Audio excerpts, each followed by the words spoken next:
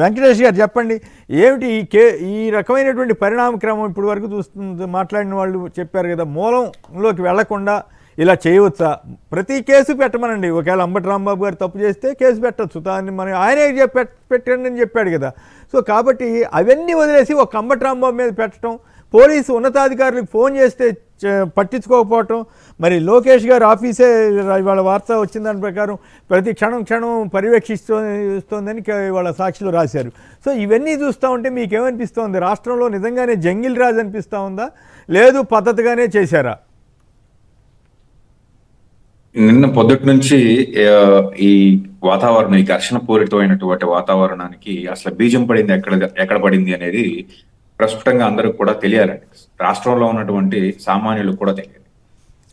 గుంటూరు నగరంలో టీటీడీ లడ్డు సంబంధించినటువంటి ఒక కాంట్రవర్షియల్ ఫ్లెక్స్ ఏదైతే ఉందో దానిలో వైఎస్ఆర్సీపీ పార్టీ అధినేత జగన్మోహన్ రెడ్డి అలాగే రిమైనింగ్ లీడర్స్ యొక్క ఫొటోస్ వేసి ఒక ప్రొజెక్ట్ చేయడం జరిగింది. దీన్ని ఖండించారు అంబటి రాంబాబు గారు. ఏదైతే ఈ ఫ్లెక్సీ ఉందో ఈ ఫ్లెక్సీని వేయటం చట్టానికి వ్యతిరేకం. చట్టం తెలిసినటువంటి వ్యక్తిగా, ఒక న్యాయవాదిగా ఇది ఖచ్చితంగా వైలేషన్ ఆఫ్ లా అవుతుంది, కాబట్టి దీన్ని తీసేయండి, ఇది ఉండడం కరెక్ట్ కాదు, మీరు తీయకపోతే మేము తీయాల్సి వస్తుంది అని చెప్పేసి అని ఆయన హెచ్చరించిన మాట వాస్తవం. అయితే దానిని దృష్టిలో పెట్టుకుని అసలు ఈ రాష్ట్రంలో ఎప్పుడూ లేని విధంగా, అందులోనూ గుంటూరు జిల్లాలో, గుంటూరు నగరంలో ఎప్పుడూ లేని విధంగా కర్రలతో దానికి తెలుగుదేశం కార్యకర్తలు, సాక్షాత్తు తెలుగుదేశం నాయకులు కాపలాగా ఉండటం, అక్కడే పోలీసు వారు కూడా ఉండటం ఇక్కడ విచిత్రమైనటువంటి ఒక ధోరణి కనిపిస్తుంది. పోలీసులు ఫ్లెక్సీకి కాపలా కాస్తున్నటువంటి ఒక వ్యవహారం. ఈ క్రమంలో అటువైపుగా వెళ్తున్నటువంటి అంబటి రాంబాబు గారు ని గొడవ చేయటం, ఆయన్ని అన్యాయంగా ఆపి అనరాని మాటలని గుడికెళ్ళి వస్తున్నాడు కదా. అదేనండి, గుడికెళ్ళి వస్తున్నారు. నిన్న శని త్రయోదశి కాబట్టి వెంకటేశ్వర స్వామి దేవాలయానికి వెళ్ళారు.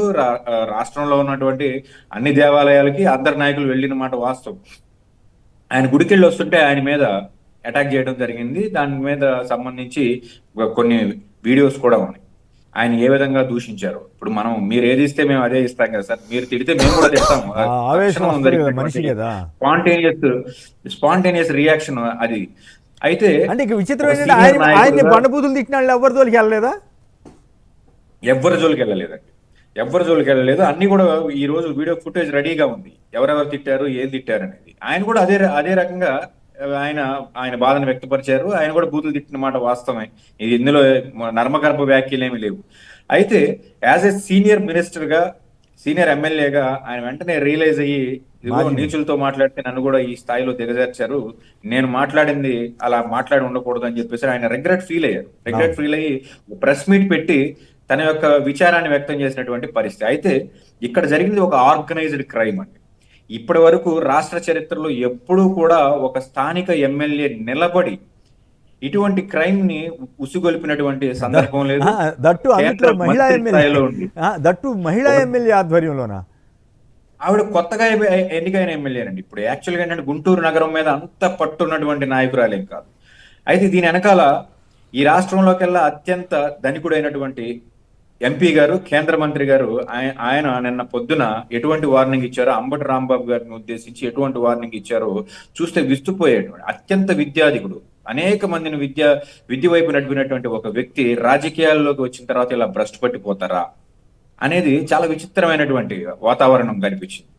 ఆయన మాట్లాడిన మాటలు చూస్తే ఒక ఏదో రివెంజ్ పాలిటిక్స్ పూనుకుంటే సార్, రేపు పొద్దున ప్రభుత్వం మారితే ఈ ఎంపీ గారు ఆయన యుఎస్ వెళ్ళిపోతారేమో. కానీ ఇక్కడ ఉన్నటువంటి స్థానిక నాయకులు కానివ్వండి, స్థానిక ప్రజలు కానీ, వీళ్ళందరినీ పట్టుకుపోలేడుగా. ఇటువంటి రివెంజ్ పాలిటిక్స్ సుమారుగా 10 గంటల దాష్టీకం జరిగింది ఒక మాజీ మంత్రి మీద. ఒక ఎక్స్ హోమ్ మినిస్టర్ డీజీపీ గారింటికి, లేకపోతే కనీసం ఎస్పీ గారింటికి వెళ్తే కనీసం గేట్ కూడా తీయనటువంటి పరిస్థితి. మనం విజువల్స్ లో చూస్తే మేకచోటు సుచరిత గారు ఎస్పీ గారింటికి వెళ్ళి కనీసం మోర్ దాన్ 1 అవర్ నిలబడి అక్కడ వెయిట్ చేసినటువంటి ఒక పరిస్థితి, కనీసం డోర్ కూడా తెరవలేదు. అంటే పోలీసులు ఏ రకంగా అధికారానికి దాసోహంగా మారారు అనేది మనం ఆలోచించాల్సినటువంటి ఒక విషయం. ఇదే విధంగా వైఎస్ఆర్సీపీ పార్టీ కూడా ఒక 200 మందినో 300 మందితో ఇక్కడ బాహాబాహి జరిగితే ఇది మరీ ఇంకా ఎక్కువయ్యేటువంటి ఈ రాష్ట్ర వ్యాప్తంగా రగిలిపోయేటువంటి ఒక కార్యక్రమానికి పూనుకున్నారా అనేది మనం ఆలోచించాల్సిన విషయం. ఇక్కడ ఖచ్చితంగా వైఎస్ఆర్సీపీ పార్టీ వారు చేయాల్సినటువంటి కంప్లైంట్స్ కానివ్వండి, సెంట్రల్ లెవెల్లోకి ఇష్యూని తీసుకెళ్లటం, తక్షణం అంబటి రాంబాబు గారికి రక్షణ కల్పించడం, నిజంగా అరెస్ట్ చేశారంటే రక్షణ కల్పించినట్టే. రైట్. రాత్రిపూట అయితే ఇక్కడ ఒక పాయింట్ చెప్పండి. ఇప్పుడు మన నాగార్జున గారు మాట్లాడడానికి ముందుగా ఇంకొక పాయింట్ మీరు చెప్పండి. మన లోకేష్ గారు చేసిన వ్యాఖ్యల్లో కల్తీ అన్న పదం వాడిన తీరు మరి అది అభ్యంతరకరం కాదా? సార్, లోకేష్ గారు మాట్లాడిన మాటలు సభ్య సమాజం తలదించుకునేవి. ఆయన గతంలో మాట్లాడిన మాటలు కూడా మన దగ్గర కొన్ని వీడియో ఎవిడెన్స్లు ఉన్నాయి. ఆయన ఆయన ఏదో మెచ్యూర్డ్ పాలిటీషియన్ గా ఆయన మాట్లాడతారు అని మనం అనుకోవడం అపహాస్య పాలవుతాం నిజంగా ఆయన దగ్గర నుంచి ఎక్స్పెక్ట్ చేస్తే. ఇటువంటి సందర్భంలో, ఎందుకంటే రెడ్ బుక్ సృష్టికర్త లోకేష్ మనం మర్చిపోకూడదు. రెడ్ బుక్ అనేటువంటి ఒక ఉన్మాదాన్ని తీసుకొచ్చారు. మీరు చెయ్యాలనుకుంటే ఏదైనా చెయ్యండి, కానీ ఒక బుక్ ని చూపించి దీన్ని నేను ఎగ్జిక్యూట్ చేస్తాను, దీనిలో ఇంకా ఇన్ని పేజీలు ఉన్నాయి, 10 పేజీలు ఉన్నాయి, 50 పేజీలు ఉన్నాయి అని చెప్పేసి అని కార్యకర్తలను ఉత్సాహపరచడానికి అంటున్నారా, లేకపోతే రాష్ట్రంలో ఇదే తరహా దాడులు జరుగుతాయి అని చెప్పేసి అని విడుదల రజనీ గారి మీద దాడి జరిగింది, బొల్లా బ్రహ్మనాయుడు గారి మీద లాఠీ చార్జ్ జరిగిందండి, మాజీ ఎమ్మెల్యే మీద లాఠీ చార్జ్ జరిగి తలకాయ పగిలినటువంటి ఒక సిచ్యువేషన్. ఇవన్నీ చూస్తుంటే లోకేష్ గారి యొక్క మాటల్లో మెచ్యూరిటీ ఎక్కడ కనిపిస్తుందండి?